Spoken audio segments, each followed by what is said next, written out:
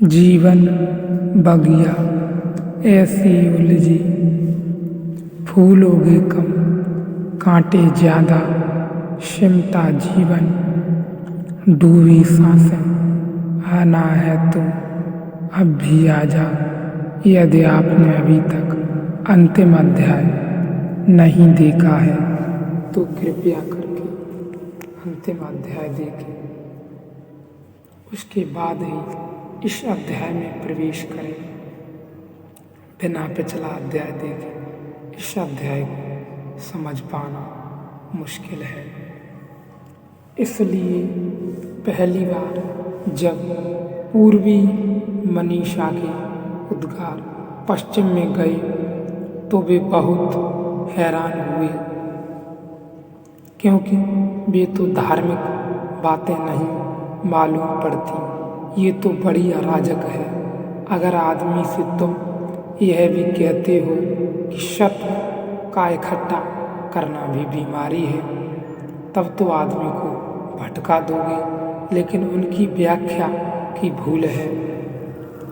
जो लोग यह कह सके कि शत को इकट्ठा करना बीमारी है, वे यह तो कहते ही हैं कि असत्व को इकट्ठा करना महाबीमारी है।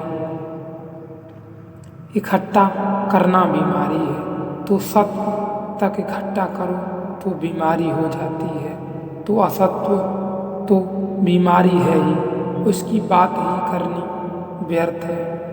वही स्वीकृति है, उसकी चर्चा ही नहीं चलानी चाहिए। यह कहना किसी से कि चोरी करना पाप है, इस बात का सबूत है कि समाज इतना नीचा है कि अभी उसे चोरी करना पाप है।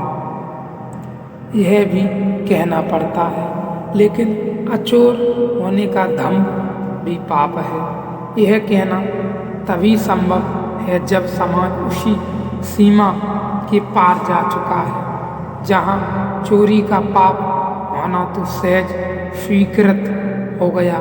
उसकी चर्चा भी उठानी नहीं चाहिए।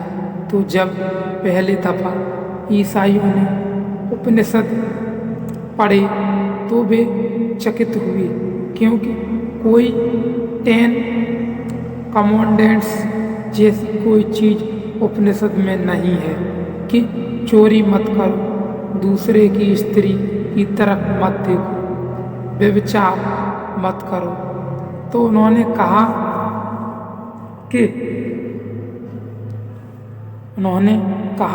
कि ये 10 कमांडेंट्स कहाँ हैं, ये 10 आज्ञाएं कहाँ हैं, धर्म की मूल आधार कहाँ है। पर उन्होंने पता नहीं किया कि जिन्होंने ये लिखे हैं वे जानते थे कि उन 10 आज्ञाओं की बातें करना बचकानी है, फालतू है। वे उन समाज की बातें हैं जो बहुत प्रिमिटिव है, जिनको अभी यह भी कहना पड़ता है कि व्यभिचार मत करो, अभी दूसरे की स्त्री की तरफ मत देखो, यह बहुत बुरा है। इसका अर्थ यही है हुआ कि अभी पहले पाठ पढ़े जा रहे हैं। अभी वह वक्त नहीं आया जहाँ यह कहा जा सके कि मैंने दूसरे की स्त्री की तरफ नहीं देखा, यह मेरा गुण है।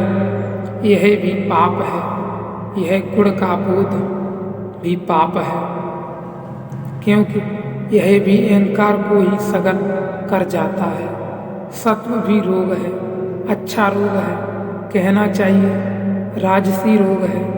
अच्छे लोगों को होता है, लेकिन होता है, और कई बार ऐसा होता है कि इस रोग के कारण अच्छे लोग कभी कभी बुरे लोगों से भी सिद्ध होते हैं, क्योंकि उनके अच्छे होने की अकड़ एक गहरी अधिनायक शाही पैदा करती है। उनके अच्छे होने की अकड़ एक बहुत गहरी खतरनाक किस्म की परतंत्रा दूसरों पर लादती है। अच्छे बाप का बेटा होना आसान मामला नहीं है, क्योंकि अच्छा बाप इतना भारी पड़ जाता है बेटे पर कि उसका यह भारी पड़ना ही बेटे के बुरे होने का कारण बन जाता है।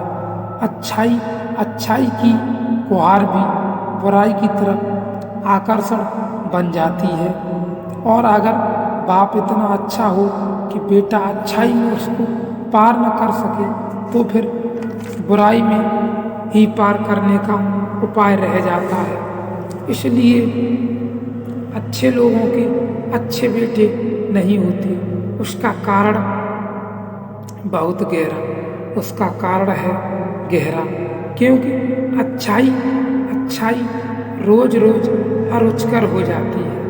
और अच्छाई में एक खराबी यह है कि दूसरा आदमी यह भी नहीं कह सकता कि आप गलत कह रहे हो, तो आपकी अकड़ को चुनौती भी नहीं होती। मैंने सुना है आपकी अच्छाई कायम रहेगी जब आप अच्छी की चुनौती नहीं होगी। एक फकीर, जैन फकीर रिंझाई के बाबत की रिंझाई कुछ ऐसे काम किया करता था जो अच्छे नहीं होते थे, और आदमी यह बुद्ध की हैसियत का था। जो उसे जानते थे वे भली भांति जानते थे। उन्होंने कई बार कहा कि तुम यह छोटे मोटे कभी ऐसे काम क्यों कर देते हो जिनसे बड़ी बेइज्जती और बड़ी अप्रतिष्ठता होती है। तो रिंझाई कहता था, ताकि मैं आदमियों के बीच आदमी बना रहूं, नहीं तो इनह्यूमन हो जाता हूँ। अगर मैं इतना अच्छा हो जाऊं कि मुझ में बुराई है ही नहीं, तो मैं बिल्कुल अमानवीय हो जाता हूँ, लोगों की छाती पर पत्थर जैसा पड़ जाता हूँ। मेरे शिष्य भी मेरे संबंध में थोड़ी आलोचना कर लेते हैं तो हल्कापन आ जाता है, और मेरे शिष्य भी मेरे पीछे मेरे संबंध में हंस लेते हैं तो उनको दुश्मन बनाने से बच जाता हूँ। बड़ी हैरानी की बात है, यह आदमी बड़ा अजीब रहा होगा, मगर इसकी मनुष्य की अंतरात्मा में बड़ी गहरी पैठ है। तो अच्छा शिक्षक स्कूल में भली भांति जानता है कि बच्चों को उसकी पीठ पीछे हंसने का मौका होना चाहिए। उससे जो 5-6 घंटे उसके सामने जबरदस्ती बैठकर उनमें क्रोध इकट्ठा हो जाता है, उसके निष्कारण का उपाय है।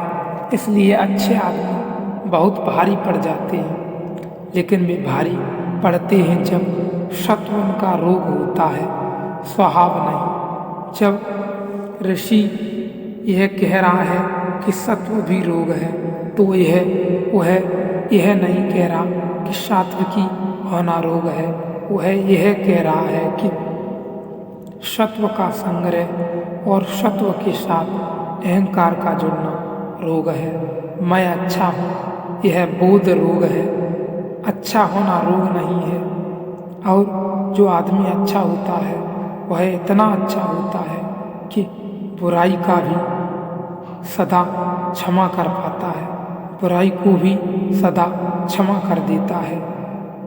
बायजीद निकला है यात्रा पर। एक सूफी फकीर तीर्थ यात्रा पर जा रहा है।